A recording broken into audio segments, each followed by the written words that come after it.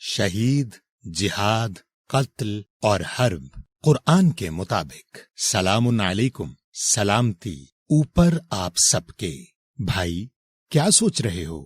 بھائی میں نے سنا ہے کہ اگر ہم کسی ناگہانی حادثے یا دہشت گردی کی وجہ سے وقت سے پہلے مر جائیں تو ہم شہید کہلاتے ہیں۔ بھائی پہلی بات تو یہ کہ کوئی بے وقت موت نہیں ہوتی۔ قرآن کی سورہ نمبر 3 اور آیت نمبر 145 کے مطابق ہر شخص کی موت کا وقت متعین ہے۔ وما کان لنفس ان تموت الا باذن اللہ کتابا مؤجلا ومن یرد ثواب الدنیا نؤتہ منہا ومن یرد ثواب الآخرۃ نؤتہ منہا وسنجزی الشاکرین۔ اور نہیں ہے کسی نفس کے لیے کہ مر جائے سوائے ساتھ اجازت اللہ کی ایک لکھا ہوا وقت مقرر، اور جو چاہے گا بدلہ خاص دنیاوی ہم اسے دے دیں گے اس میں سے، اور جو چاہے گا بدلہ خاص آخرت کا ہم اسے دے دیں گے اس میں سے، اور ہم جزا دیں گے خاص شکر گزاروں کو۔ بھائی اس آیت کے مطابق تو سب مقرر وقت پر مرتے ہیں اور کوئی بے وقت نہیں مرتا، مگر پھر لوگ ان کو شہید کیوں کہتے ہیں؟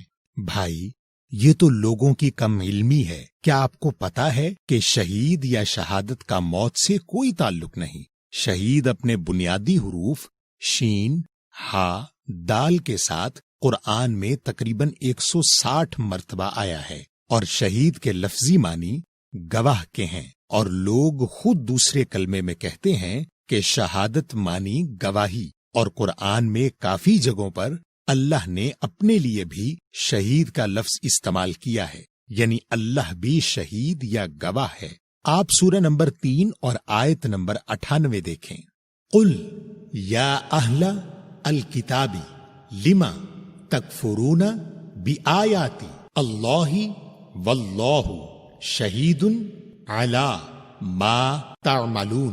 کہہ دو اے اہل خاص کتاب، کس لیے انکار کرتے ہو 7 آیتوں کے اللہ کی، اور اللہ شہید گواہ ہے اوپر جو تم کرتے ہو۔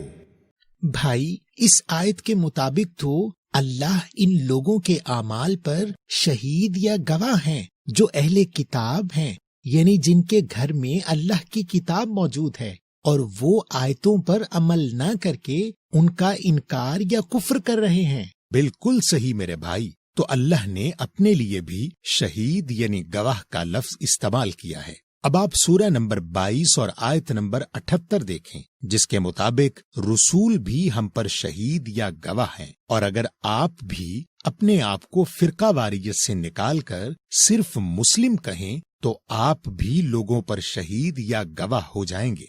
وَجَاهِدُوا فِي اللَّهِ حَقَّ جِهَادِهِ هُوَ اجْتَبَاكُمْ وَمَا جَعَلَ عَلَيْكُمْ فِي الدِّينِ مِنْ حَرَجٍ مِلَّةَ أَبِيكُمْ إِبْرَاهِيمَ هُوَ سَمَّاكُمُ الْمُسْلِمِينَ مِنْ قَبْلُ وَفِي هَذَا لِيَكُونَ الرَّسُولُ شَهِيدًا عَلَيْكُمْ وَتَكُونُوا شُهَدَاءَ عَلَى النَّاسِ فَأَقِيمُوا الصَّلَاةَ وَآتُوا الزَّكَاةَ وَاعْتَصِمُوا بِاللَّهِ هُوَ مَوْلَاكُمْ فَنِعْمَ الْمَوْلَى وَنِعْمَ النَّصِيرُ۔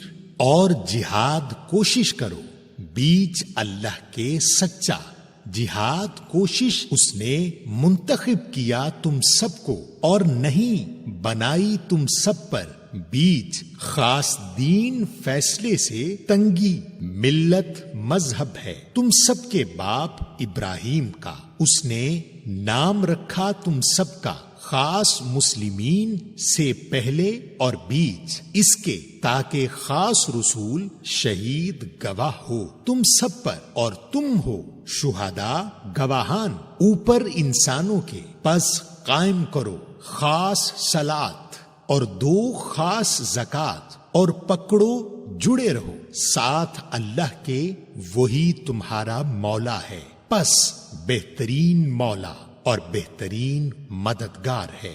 بھائی، اب اللہ، رسول اور اپنے ساتھ شہید لفظ دیکھ کر میری سمجھ میں آ گیا کہ شہید گواہ کو کہتے ہیں، اور شہید لفظ کا موت سے کوئی تعلق نہیں۔ مگر بھائی، وہ جو ہم جہاد میں لڑ کر شہید ہوتے ہیں، پھر وہ کیا ہے؟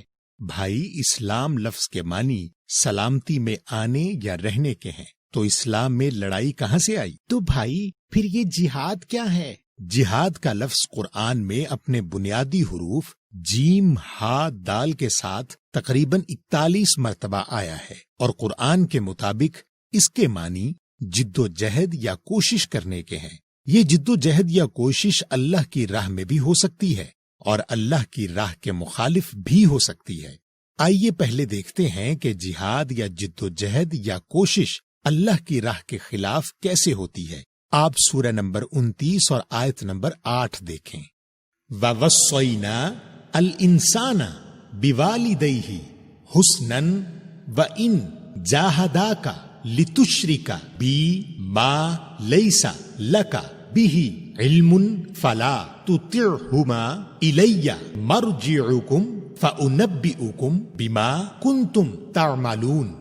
اور وصیت کی ہم نے انسان کو ساتھ اس کے والدین کے اچھائی، اور اگر تجھ سے جہاد جد و جہد کریں تاکہ تو شریک بنائے ساتھ میرے جو نہیں تیرے لیے ساتھ اس کے کوئی علم، پس نہیں اطاعت کرنا ان کی میری طرف تم سب نے لوٹ کر آنا ہے، پس میں تمہیں خبر دوں گا ساتھ جو تم ہو عمل کرتے۔ بھائی، اس آیت کے مطابق تو جب والدین اللہ کے کسی حکم کے خلاف اپنی یا کسی اور کی بات منوانے، یعنی اللہ کے حکم کے ساتھ شرک کرنے کے لیے اولاد کے ساتھ کوشش یا جد و جہد کرتے ہیں، تو وہ جہاد کر رہے ہوتے ہیں۔ جی بھائی، جیسے اللہ نے سورہ نمبر 6 آیت نمبر 159 میں فرقوں کا حصہ بننے سے منع کیا ہے، اور جب آپ کے والدین اللہ کے حکم کے اوپر اپنی بات لا کر خود کو خدا بنا کر آپ پر ان کے فرقے میں شامل ہونے کے لیے دباؤ ڈالتے ہیں، تو آپ کے والدین بھی شرک کروانے کے لیے جہاد یعنی جد و جہد یا کوشش کر رہے ہوتے ہیں۔ مگر یہ جہاد یا جد و جہد اللہ کی راہ کے خلاف ہے، اور اس میں کوئی جسمانی قتل نہیں ہو رہا، تو یہ تو جہاد ہو گیا غلط مقصد کے لیے۔ اب دیکھیں کہ قرآن میں ایک اور طرح کا جہاد بھی ہے جو اچھے مقصد کے لیے ہے، اور یہ جہاد اللہ کی راہ میں کیا جاتا ہے۔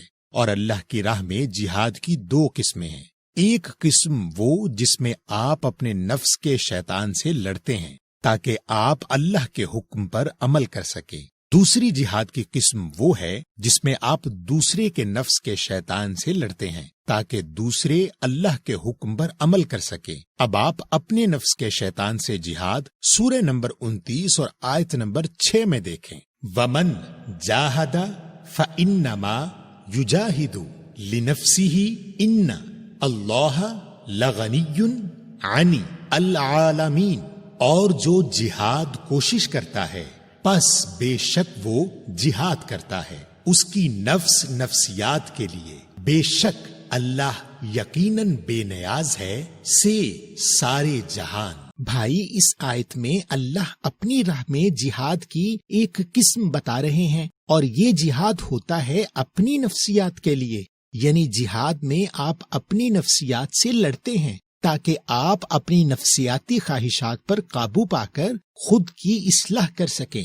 جی بھائی، جب آپ اپنے اندر کے شیطان سے لڑتے ہیں تو یہ جہاد آپ کی نفس کے لیے ہے، اور اس جہاد کے ذریعے آپ ہجرت کرتے ہیں برے اعمال سے نیک اعمال کی طرف۔ چلیں اب ہم آپ کو دکھاتے ہیں قرآن میں موجود اللہ کی راہ میں جہاد کی دوسری قسم، یہ وہ جہاد ہے جو آپ قرآنی دلائل کے ساتھ اللہ کے حکم پر عمل نہ کرنے والوں کے ساتھ کرتے ہیں، اور قرآن کی سورہ نمبر 25 کی آیت نمبر 52 کے مطابق یہ جہاد کبیر یعنی بڑا جہاد ہے۔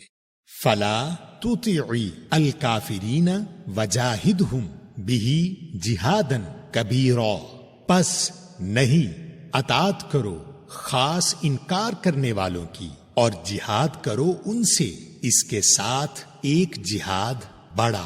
اس آیت کے مطابق اللہ ہمیں ان لوگوں کی اطاعت کرنے سے منع کر رہے ہیں جو کفر یا انکار کرتے ہیں، اور ہمیں اس کے ساتھ یعنی قرآن کے ساتھ جہاد کرنے کا حکم دے رہے ہیں، یعنی لوگوں کو آیات بیان کرنی ہے تاکہ ان کے اندر کے شیطان سے جہاد کیا جائے۔ تو بھائی یہ تو میری سمجھ میں آ گیا کہ قرآن میں موجود لفظ جہاد کے معنی کوئی جسمانی لڑائی کے نہیں ہیں، بلکہ جد و جہد یا کوشش کرنے کے ہیں، چاہے وہ کوشش صحیح راستے میں ہو یا غلط۔ اور اللہ کی راہ میں جہاد کی دو قسمیں ہیں، ایک قسم وہ جس میں آپ اپنے نفس کے شیطان سے لڑتے ہیں تاکہ آپ اللہ کے حکم پر عمل کر سکیں، دوسری جہاد کی قسم وہ ہے جس میں آپ دوسرے کے نفس کے شیطان سے لڑتے ہیں تاکہ دوسرے بھی اللہ کے حکم پر عمل کر سکیں۔ اچھا بھائی، قرآن میں کافی جگہوں پر قتل کا لفظ بھی آیا ہے، تو وہ کیا ہے؟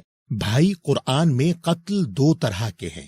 ایک قتل وہ ہے جس میں کسی سے کوئی انسان قتل ہو جائے تو وہ قصاص، دیت یا نعم البدل دے، جس حساب سے اللہ نے سورہ نمبر 2 کی آیت نمبر 178 اور سورہ نمبر 4 کی آیت نمبر 92-93 میں بیان کیے ہیں، اور سورہ نمبر 2 کی آیت نمبر 179 کے مطابق قصاص کا مقصد آپ کو خون ریزی سے بچانا ہے، کیونکہ اسلام ایک امن کا دین ہے، اور قرآن میں زیادہ تر جو قتل کا لفظ آیا ہے وہ نفسیاتی معنوں میں آیا ہے، جس میں آپ حق کے ذریعے آپ اپنی یا کسی اور کی غلط نفسیات یا غلط خواہشات کا قتل کرتے ہیں تاکہ وہ اللہ کے حکم کی طرف آ سکے۔ اور قرآن کی سورہ 4 کی آیت 170 اور سورہ 5 کی آیت 83 کے مطابق حق اللہ کی کتاب میں موجود اللہ کا دیا ہوا علم اور حکم ہے۔ تو قرآنی علم یعنی حق کے علاوہ کسی بھی نفس کا قتل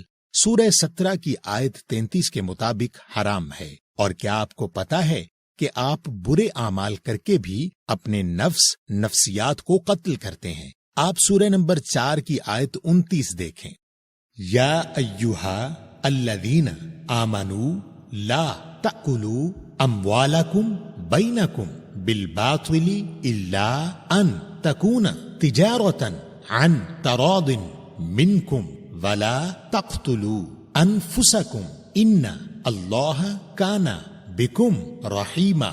اے وہ لوگو جو ایمان لائے ہو، نہ کھاؤ تم سب کے مال درمیان تم سب کے ساتھ جھوٹ کے، سوائے یہ کہ ہو تجارت سے رضامندی تم سب میں، اور نہیں تم قتل کرو اپنے نفسوں نفسیات کو، بے شک اللہ ہے ساتھ تم سب کے رحیم۔ اب آپ سورہ نمبر 2 کی آیت نمبر 54 دیکھیں، جس میں اللہ اپنے نبی حضرت موسیٰ کے ذریعے ان کی قوم کو اپنے نفس کو قتل کرنے کا حکم دے رہے ہیں۔ تو اللہ کوئی خودکشی کا حکم نہیں دے رہے، بلکہ لوگوں کو اپنی غلط نفسیات یا غلط خواہشات کو قتل یا ختم کرنے کا حکم دے رہے ہیں۔ وَإِذْ قَالَ مُوسَىٰ لِقَوْمِهِ يَا قَوْمِ إِنَّكُمْ ظَلَمْتُمْ أَنفُسَكُمْ بِاتِّخَاذِكُمْ الْعِجْلَ فَتُوبُوا إِلَىٰ بَارِئِكُمْ فَاقْتُلُوا أَنفُسَكُمْ ذَلِكُمْ خَيْرٌ لَكُمْ عِندَ بَارِئِكُمْ فَتَابَ عَلَيْكُمْ إِنَّهُ هُوَ التَّوَّابُ الرَّحِيمُ۔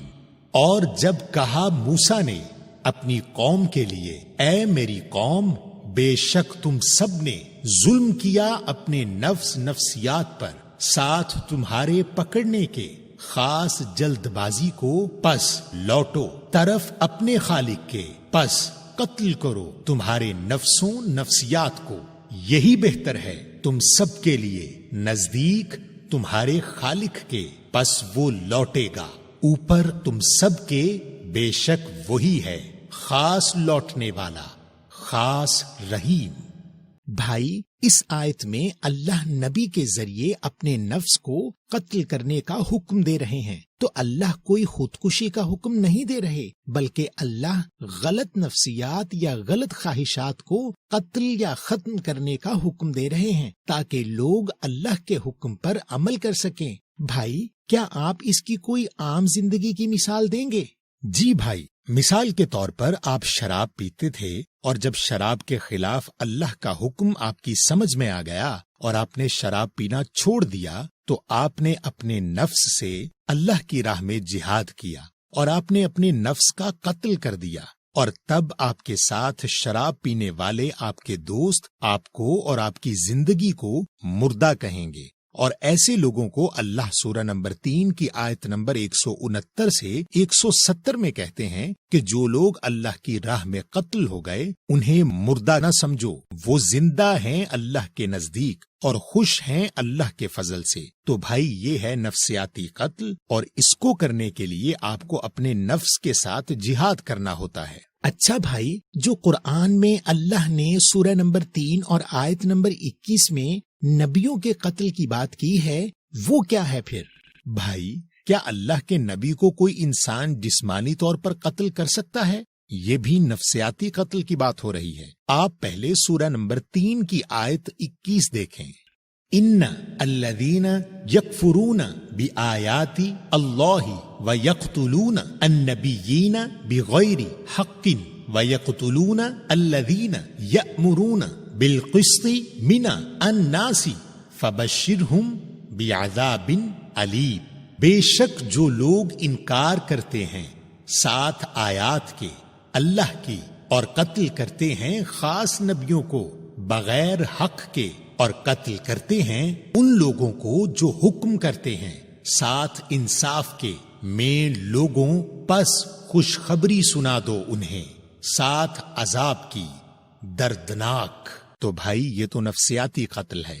جب آپ نبیوں کے واقعات اور ارشادات کے اوپر ایسی باتیں بیان کرتے ہیں جو باتیں اللہ نے حق یعنی قرآن میں بیان نہیں کی، تو آپ کہانیاں گھڑتے ہیں، یا جب آپ نبی کے اوپر سنی سنائی باتوں پر کتابیں لکھتے ہیں یا آگے بیان کر رہے ہوتے ہیں، تو آپ اس نبی کا نفسیاتی قتل کر رہے ہوتے ہیں، اور آپ کی لڑائی اللہ اور اس کے رسول کے ساتھ ہوتی ہے، اور اللہ اور رسول کے ساتھ لڑائی کو قرآن میں حرب کہا گیا ہے، جیسے سورہ نمبر 9 کی آیت 107 میں بیان ہے۔ والذین اتخذوا مسجدا ضرارا وکفرا وتفریقا بین المؤمنین وارصادا لمن حارب اللہ ورسولہ من قبل ولیحلفن ان اردنا الا الحسنى واللہ یشہد انہم لکاذبون۔ اور جن لوگوں نے پکڑی مسجد ضرر، نقصان پہنچانے اور انکار کرنے اور تفریق فرقہ بنانے کے لیے درمیان مومنین کے، اور ایک ٹھکانہ ان کے لیے جو حرب لڑے اللہ اور اس کے رسول سے پہلے اور یقیناً حلف اٹھائیں گے نہیں ہمارا مقصد مگر خاص بھلائی، اور اللہ گواہی دیتا ہے کہ یقیناً وہ جھوٹ گھڑنے والے ہیں۔ تو بھائی، اللہ نے اس آیت میں بتایا کہ کچھ لوگ ایسے ہیں جنہوں نے مسجد بنائی ہوئی ہے مسلمانوں کو نقصان پہنچانے کے لیے اور مسلمانوں میں فرقے بنانے کے لیے، اور ان مساجد میں اللہ اور رسول کے ساتھ حرب یا لڑائی کی جاتی ہے، اور یہ لوگ کہتے ہیں کہ ہم تو اصلاح کرا رہے ہیں، یعنی خود کو نیک مسلمان بھی ظاہر کرتے ہیں۔ جی بھائی، تو ایسے لوگ جو مسجدوں میں بیٹھ کر فرقہ واریت پھیلاتے ہیں اور وہ اللہ اور اس کے رسول کے ساتھ حرب کرتے ہیں، اور قرآن کی سورہ نمبر 5 کی آیت 33 اور 34 میں ان لوگوں کی سزا بھی دیکھیں۔ انما جزاء الذین یحاربون اللہ ورسولہ ویسعون فی الارض فسادا ان یقتلوا او یصلبوا او تقطع ایدیہم وَأَرْجُلُهُم مِّن خِلَافٍ أَوْ يُنْفَوْا مِنَ الْأَرْضِ ذَلِكَ لَهُمْ خزي في الدنيا ولهم في الآخرة عذاب عظيم إلا الذين تابوا من قبل أن تقدروا عليهم فاعلموا أن الله غفور رحیم. بے شک جو بدلہ ان لوگوں کا حرب لڑتے ہیں اللہ اور اس کے رسول سے اور دوڑتے ہیں بیچ خاص زمین فساد کرنے کو، یہ کہ ان کو قتل کیا جائے یا وہ سولی چڑھائے جائیں یا کاٹے جائیں، ان کے ہاتھ اور ان کے پاؤں سے مخالف جانب یا وہ نکالے جائیں زمین سے، یہ ان کے لیے ذلت بیچ دنیا اور ان کے لیے بیچ آخرت میں عذاب بڑا. مگر جو لوگ لوٹے سے پہلے کہ تمہارے اندازے اوپر ان کے، پس جان لو بے شک اللہ بخشنے والا رحیم ہے. تو بھائی، جو لوگ مسجدوں میں بیٹھ کر اصلاح کے نام پر فرقہ واریت پھیلا رہے ہیں اور زمین میں فساد کر رہے ہیں، وہ اللہ اور رسول کے ساتھ حرب کر رہے ہیں، اور اس آیت میں بیان کی ہوئی ان کی سزا اللہ اور اس کا رسول دیتے ہیں اور توبہ کرنے پر معافی بھی دیتے ہیں. مگر اللہ نے آپ کو کوئی اختیار نہیں دیا کسی بھی انسان سے لڑنے یا اس کو قتل کرنے کا. اور بھائی، وہ جو اللہ نے قرآن میں آنکھ کے بدلے آنکھ اور کان کے بدلے کان کہا ہے، وہ کیا ہے؟